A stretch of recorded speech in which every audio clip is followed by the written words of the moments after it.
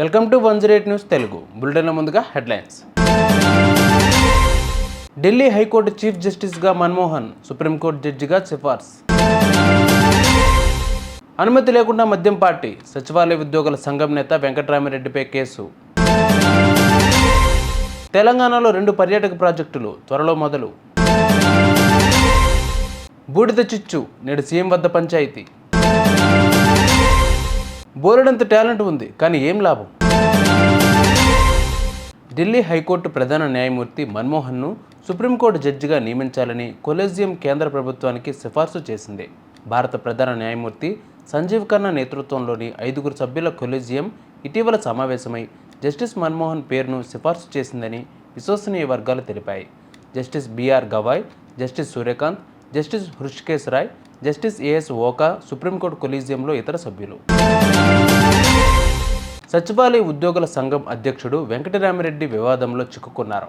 Excise శాఖ అనుమతి లేకుండా మద్యం పార్టీ నిర్వహించారని ఆయనపై పోలీసులు కేసు నమోదు చేశారు. గుంటూరు జిల్లా తాడేపల్లి పరిధిలోని ఓ గార్డెన్లో ఉద్యోగులకు మందు పార్టీ ఏర్పాటు చేయగా రాత్రి 11 గంటలకు పోలీసులు సోదాలు చేపట్టారు. సచివాలయ క్యాంటీన్ ఎన్నికల్లో ఉద్యోగులను ప్రసన్నం చేసుకునేందుకు పార్టీ ఇచ్చినట్లు ఆరోపణలు వస్తున్నాయి. తెలంగాణలోని 2 పర్యాటక ప్రాజెక్టులకు 141.84 కోట్లు మంజూరు చేసినట్లు కేంద్ర మంత్రి గజేంద్ర సింగ్ షెకావత్ ట్విట్టర్లో ప్రకటించారు.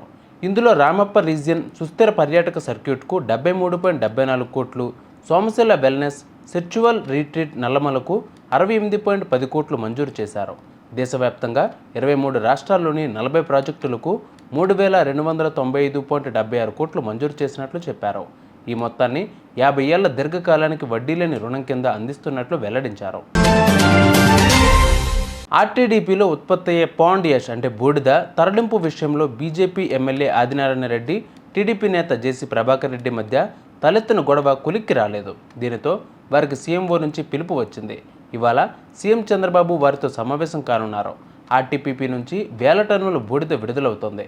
దీన్ని సిమెంట్ కంపెనీలకు తరలించడానికి తమకు వాటాలు కావాలని ఇరు వర్గాలు భీష్మించు కూర్చున్నాయి. Talent is nothing without discipline అన్నారు పెద్దలు. అలాగే పృథ్వీషాకు చక్కగా వర్తిస్తుంది.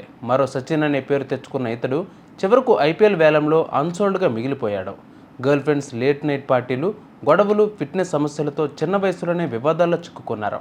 టాలెంటెడ్ క్రికెటర్ అయిన పృథ్వీకి 19 ఏళ్లకే దేశం తరపున ఆడే అవకాశం వచ్చింది. కానీ దాన్ని సద్వినియోగం చేసుకోవడంలో ఆయన విఫలమయ్యారు. చూసారుగా ఇవి ఇవాళ బులెటిన్ అప్డేట్స్. మరిన్ని అప్డేట్స్తో మళ్ళీ మీ ముందుకు వస్తాను. అంతవరకు కీప్ వాచింగ్ 108 న్యూస్ తెలుగు.